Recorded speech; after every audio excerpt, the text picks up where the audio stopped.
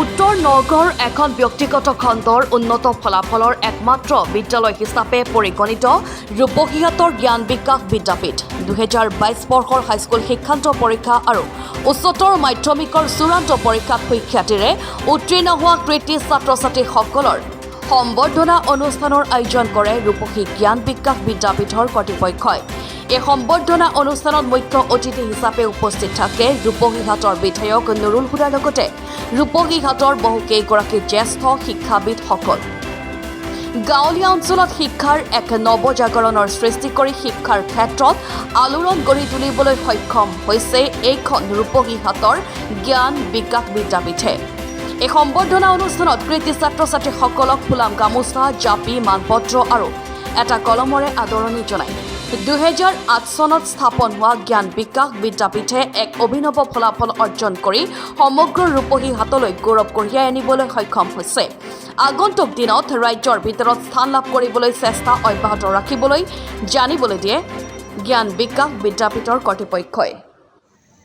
আজিৰ এই শুভ সন্ধিখনত বিশেষকৈ উচ্চ আৰু উচ্চতৰ মাধ্যমিক 2022 বৰ্ষত যিসকল ছাত্ৰ-ছাত্ৰী পৰীক্ষাত অৱতীৰ্ণ হৈছিল আৰু শিক্ষাৰ্থীৰে পাছ কৰি আমাৰ জ্ঞান বিকাশ বিদ্যাপীঠৰ লগতে এই অঞ্চলৰ নাম উজ্বলাই তুলিছিল, তেওঁলোকক আমি এই আজিৰ দিনটোতে মাতি আনি সম্বৰ্ধনা তথা সৰুকৈ অনুষ্টুপীয়াকৈ এটা আদৰণি বা অভিনন্দন জ্ঞাপন কৰিছোঁ।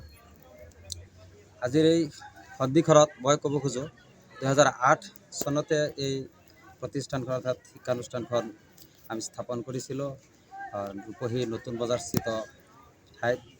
তাৰপিছত আমি অশেষ চেষ্টাৰ জৰিয়তে আমি বহু ষ্ট্ৰাগলৰ জৰিয়তে অৰ্থাৎ প্ৰতিকূল বতৰ আছিলে, যিহেতুকে নতুন বজাৰস্থিত চিনেমা হলো আছিলে দুখনকৈ আৰু পৰিৱেশ ভাল নাছিল, তথাপি আমি অহৰহ চেষ্টা কৰি আমাৰ এই গাঁৱলীয়া অঞ্চলৰ এই দুৰ্বল শ্ৰেণীৰ মানুহৰ ছাত্ৰ-ছাত্ৰীসকলক মাতি আনি ঘৰত গৈ আৰু শিক্ষাৰ ক্ষেত্ৰত এটা আলোড়নৰ সৃষ্টি কৰাৰ কাৰণে প্ৰয়াস কৰিছিলোঁ, যাতে ল'ৰা ছোৱালীয়ে আমাৰ স্কুলত নামভৰ্তি কৰাই ভাল ৰিজাল্ট আনি আমাৰ যিটো সামাজিক বাতাবৰণ এইটো পৰিৱৰ্তন আনিব পাৰে। আৰু দেখা গৈছে 2008 চনৰ পিছৰ পৰাই আমাৰ জ্ঞান বিকাশ বিদ্যাপীঠ প্ৰতিষ্ঠা হোৱাৰ পিছত যথেষ্ট ছাত্ৰ-ছাত্ৰীয়ে আমাৰ বিদ্যালয়খনত নামভৰ্তি কৰাই নিজৰ নাম তথা অঞ্চলৰ নাম আৰু পৰিয়ালৰ সুনাম কঢ়িয়াই আনিবলৈ সক্ষম হৈছে। আমাৰ ফালৰ পৰা পাছ কৰি গৈ পেলাই বহুতে ডক্টৰ ইঞ্জিনিয়াৰ হৈছে, শিক্ষক হৈছে, টেটত সুনাম।